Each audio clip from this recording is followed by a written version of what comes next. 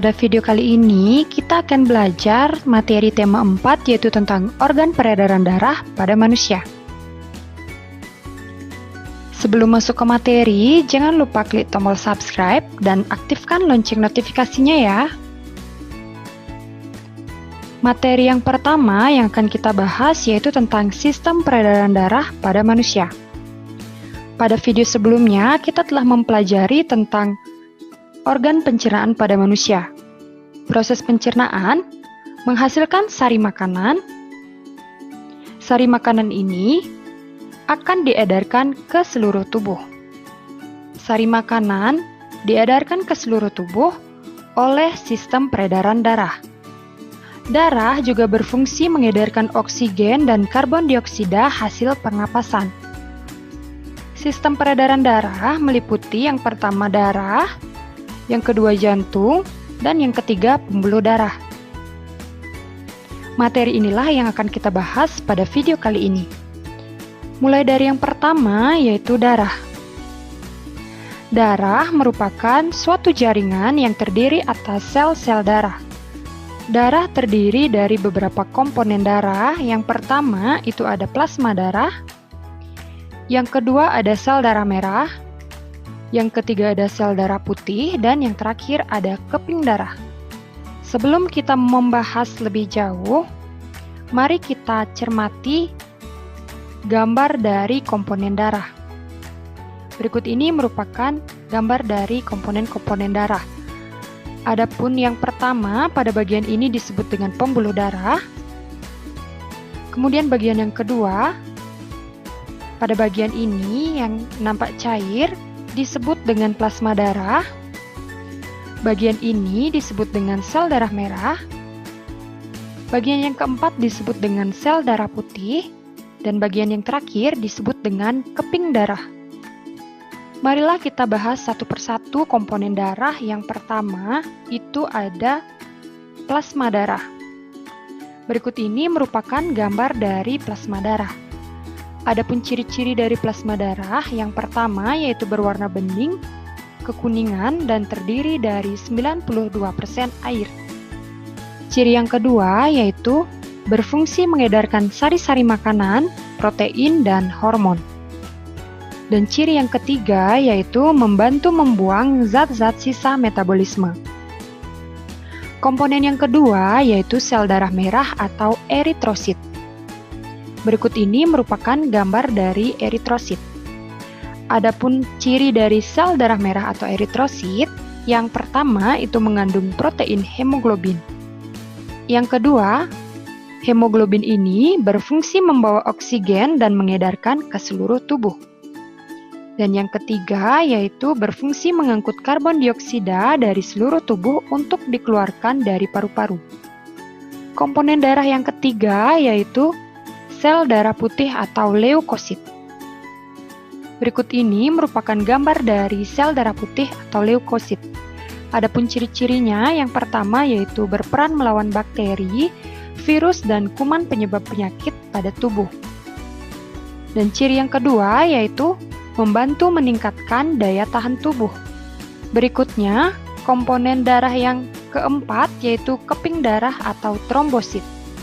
Berikut ini merupakan gambar dari trombosit. Adapun ciri-ciri keping darah atau trombosit, yang pertama yaitu membantu proses pembekuan darah dan penyembuhan luka. Dan yang kedua yaitu memperbaiki pembuluh darah yang rusak. Nah, ketika kalian terluka, keping darah inilah yang membantu proses pembekuan darah pada luka kalian sehingga tidak terus mengeluarkan darah. Selanjutnya, yang kedua yaitu ada jantung. Jantung adalah organ tubuh yang berfungsi memompa darah ke seluruh tubuh. Jantung manusia terletak di dalam rongga dada agak sebelah kiri. Ukuran jantung orang dewasa kira-kira sekepalan tangan, dan berat jantung orang dewasa sekitar 300 gram. Berikut ini merupakan anatomi dari jantung. di mana setiap bagian-bagian dari jantung memiliki nama serta fungsinya masing-masing. Jantung terdiri atas 4 ruang. Ruang yang pertama pada bagian ini disebut dengan bilik kiri.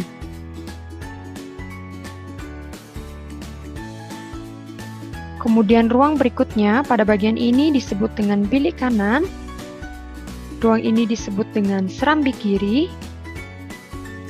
Ruang ini disebut dengan serambi kanan. Kemudian bagian selanjutnya yang berwarna biru ini disebut dengan arteri paru-paru atau arteri pulmonalis.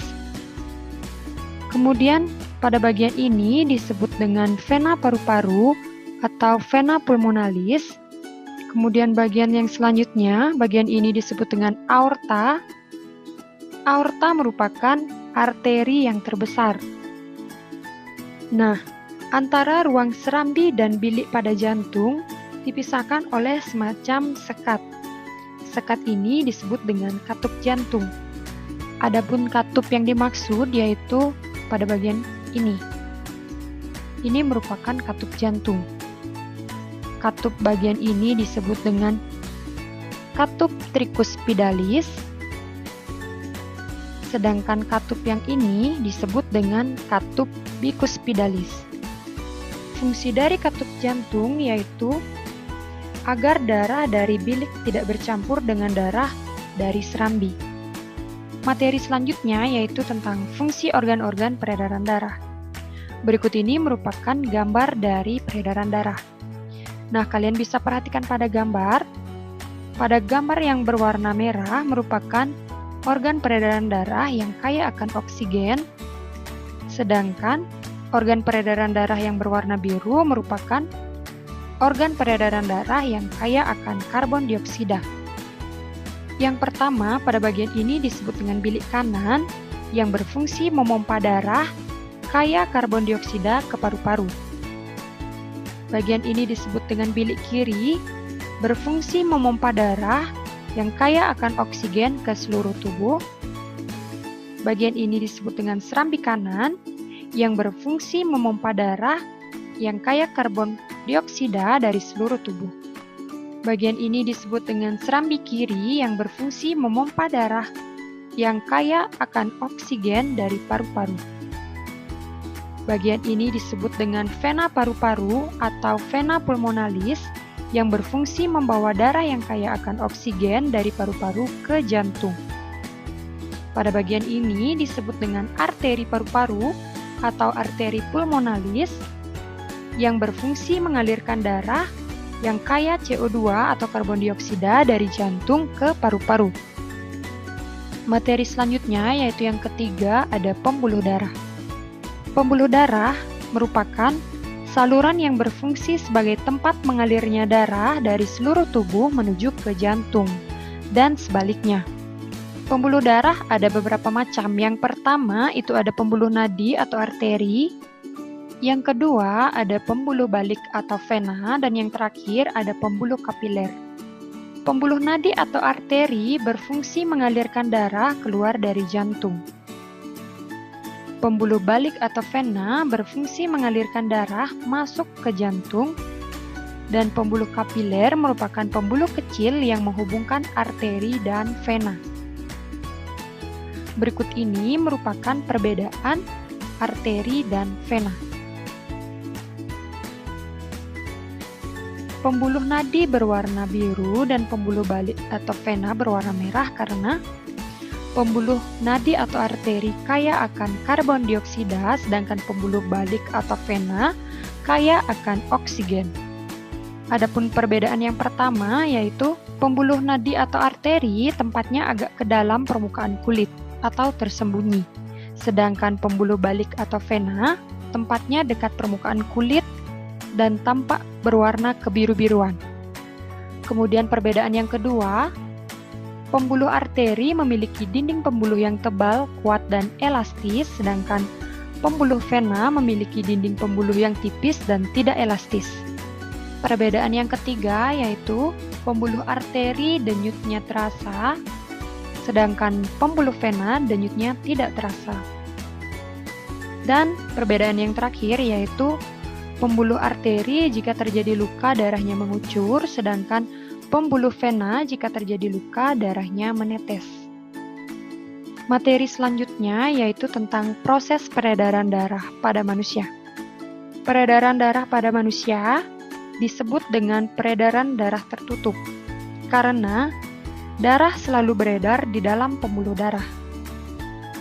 Berdasarkan panjang atau pendek jalur yang ditempuh, peredaran darah manusia dibedakan menjadi dua.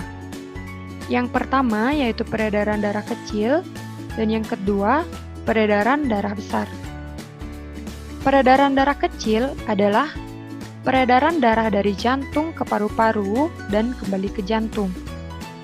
Sedangkan peredaran darah besar adalah peredaran darah dari jantung ke seluruh tubuh kecuali paru-paru dan kembali ke jantung. Untuk lebih memahami bagaimana proses peredaran darah kecil dan peredaran darah besar pada manusia, mari kita simak penjelasan berikut ini. Mulai yang pertama yaitu peredaran darah kecil. Berikut ini merupakan gambar dari skema peredaran darah. Adapun urutan peredaran darah kecil adalah mulai dari bilik kanan, kemudian arteri paru-paru atau arteri pulmonalis, kemudian paru-paru, kemudian vena paru-paru atau vena pulmonalis, dan berakhir pada serambi kiri. Berikut ini merupakan skema dari peredaran darah kecil pada manusia. Bilik kanan mengandung darah yang kaya akan karbon dioksida atau CO2, memompa darah menuju paru-paru dan melewati arteri paru-paru atau arteri pulmonalis. Darah yang kaya akan karbon dioksida ini akan menuju ke paru-paru. Pada paru-paru, terjadi pertukaran gas karbon dioksida dan oksigen. Selanjutnya, darah yang kaya akan oksigen akan menuju kembali ke jantung, melewati vena paru-paru atau vena pulmonalis, dan akan masuk ke serambi kiri. Nah, itulah proses peredaran darah kecil pada manusia. Selanjutnya yaitu peredaran darah besar pada manusia. Adapun urutan peredaran darah besar adalah sebagai berikut. Yang pertama mulai dari bilik kiri, kemudian melewati aorta, kemudian melewati arteri, menuju seluruh tubuh, kemudian ke vena, dan berakhir di serambi kanan. Adapun proses lebih jelasnya yaitu sebagai berikut. Bilik kiri mengandung darah yang kaya akan oksigen, memompa darah ke seluruh tubuh dengan melewati aorta. Selanjutnya, darah yang kaya akan oksigen ini akan menuju seluruh tubuh dengan melewati arteri. Selanjutnya, setelah peredaran darah sampai di seluruh tubuh atas dan bawah, maka terjadi pertukaran gas oksigen dan karbon dioksida. Pertukaran gas oksigen dan karbon dioksida ini terjadi pada pembuluh kapiler. Berikutnya, darah yang kaya akan karbon dioksida atau CO2 kembali ke jantung dengan melewati vena cava atas atau vena cava superior dan vena cava interior atau vena bawah. Kemudian, darah yang kaya akan karbon dioksida akan masuk ke serambi kanan. Nah, itulah proses peredaran darah besar pada manusia.